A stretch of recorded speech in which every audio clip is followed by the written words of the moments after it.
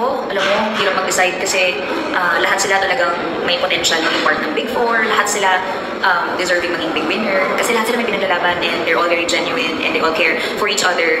Grabe yung support nila sa isa't isa kahit na magkakalaban sila doon per se. So, ang hirap mag-decide honestly. Sobrang saya, nakakabitan syempre kasi same day lumabas ako agad. Pero marami kasing mga commitments dito sa labas. Pero given the chance, gusto ko pa sana makabonding yung mga housemates. So, gusto ko pa silang makachikahan, makilala, ganyan.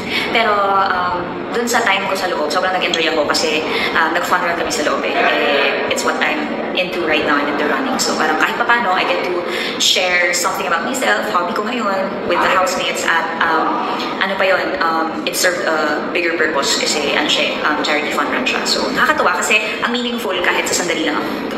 Na-realize ko lang din nung nandun ako sa loob tapos minention ng housemates. Na-realize ko, no, sayang na naman di kami nagkasabay. Pero I think mas matagal yata kasi siya nag-stay sa loob kaysa sa akin. So, ayun. Well, feeling ko naman dito sa outside world, hopefully, makita naman kami. Kahit hindi kami nakita sa loob ng bahay ni Kuya.